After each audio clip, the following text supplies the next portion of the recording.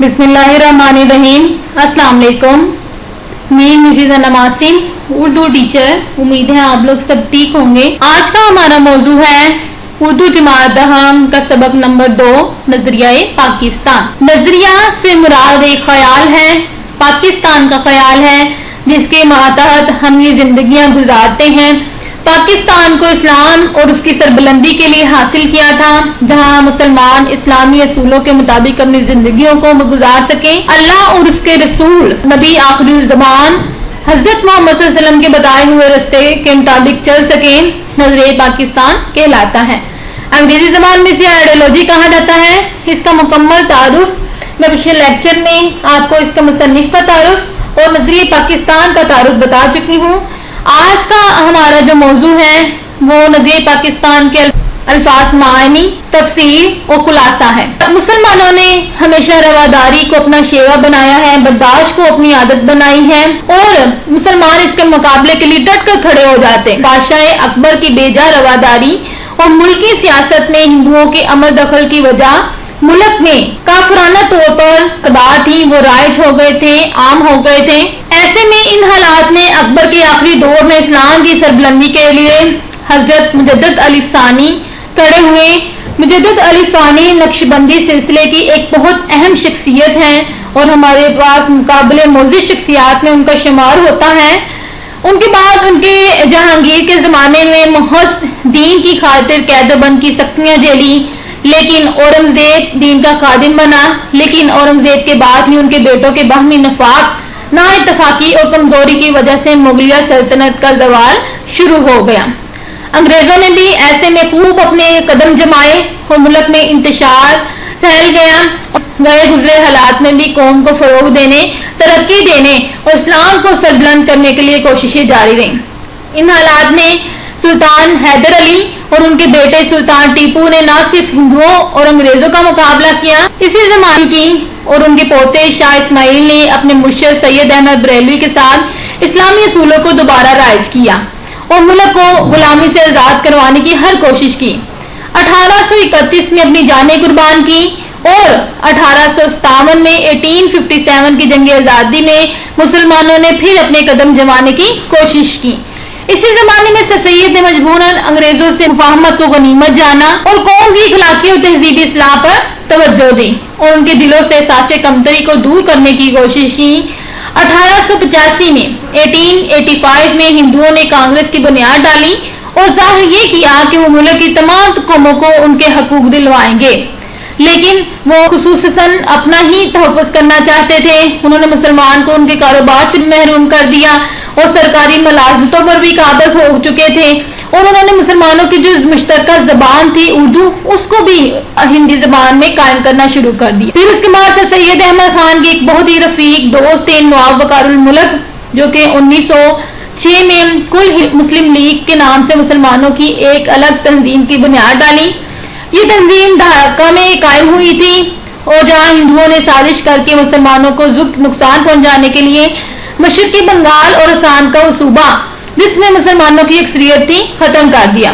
1911 में इसी इलाके को फिर बंगाल में शामिल कर दिया गया। इसी जमाने में पहली जंग अज़ीम छिड़ गई। पहली जंग अज़ीम जो कि 1914 में शुरू हुई थी और 1919 में खत्म हुई है। इसमें जर्मनी तुर्की के साथ मुकाबला हुआ था और हिंदुस्तान के मुसलमान चूंकि तुर्की के सुल्तान को हजाज की खिदमत करने वाले खलीफा इस्लाम समझते थे, इसलिए उन्होंने माली और तिब्बी यानी रुपए, पैसे और तिब्बी डॉक्टरी के जरिए से इमदाद बहम पहुंचाई।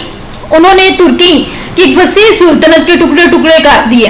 यहाँ के मुसलमानों को इस फरेब की वजह से बहुत तकलीफ पहुंची, लेकिन मौलाना मोहम्मद अली जौहर और उनके बड़े भाई मौलाना शौकत अली रहमतुल्लाह की रहनुमाई में तहरीक खिलाफत शुरू हुई।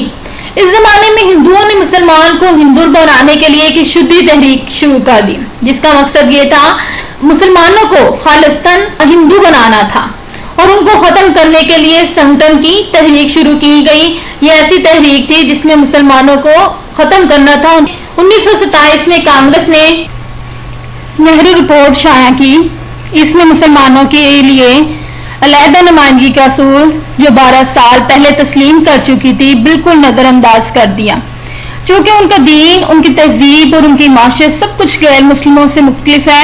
چنانچہ 1930 میں مسلم لیگ کے الہ آباد والے اجلاس میں علامہ اقبال رحمۃ اللہ علیہ نے مسلمانوں کے لیے ایک علیحدہ وطن پاکستان بنانے کی تجویز پیش کی۔ اس تجویز کو عملی جامہ پہنانے کی کوشش شروع کر دی۔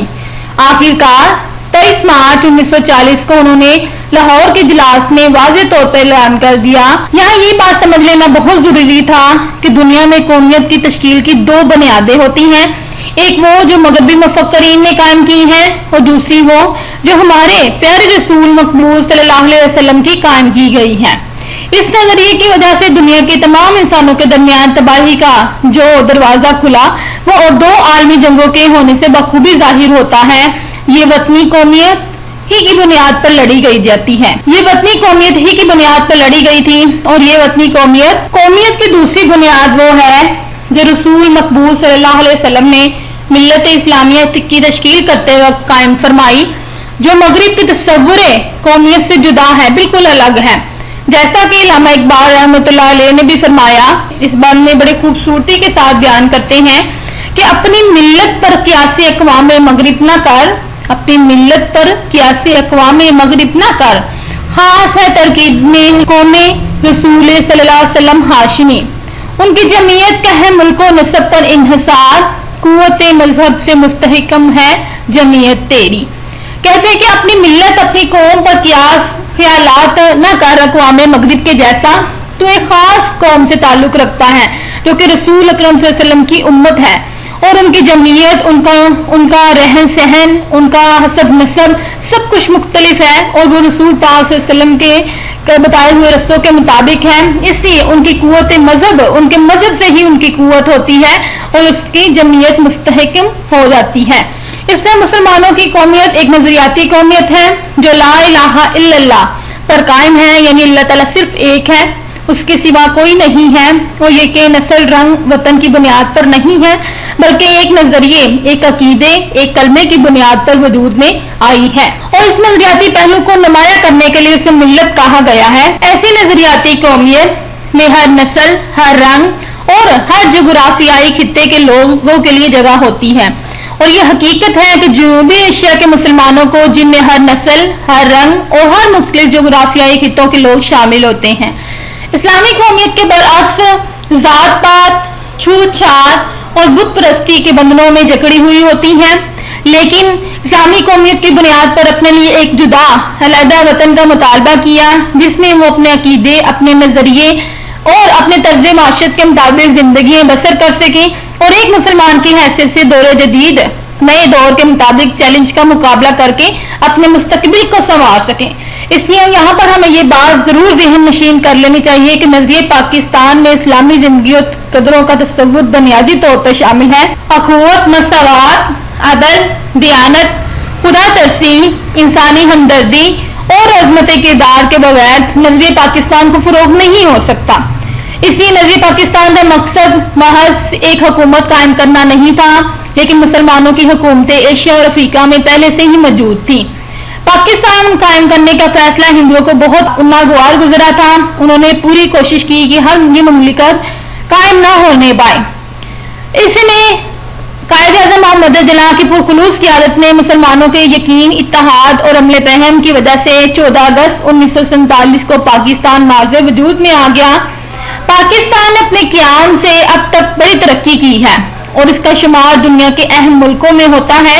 اگر ہم یہ چاہتے ہیں کہ پاکستان اور زیادہ ترقی کرے اور ہمیشہ ترقی کرے تو ہمیں نظریہ پاکستان کو ہر وقت پیش نظر رکھنا پڑے گا۔ اس کی بدولت پاکستان کو زیادہ مستحکم اور شاندار بنا سکتے ہیں۔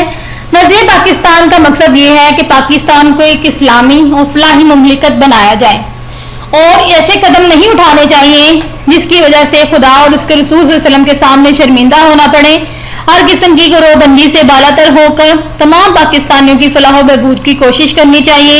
اگر ہم نے نظریہ پاکستان کو پیش نظر رکھا اور اپنی سیرت اور کردار کو اس کے مطابق ڈھالنے کی کوشش کی تو دنیا کی دوسری قوموں میں بھی ہمیں امتیاز حاصل ہوگا، اور ہم اسلامی اصولوں کے روشنی میں پاکستان کو توانا، مستحکم، شاندار اور پرعظمت بنانے میں پوری طرح کامیاب ہوں گے انشاءاللہ۔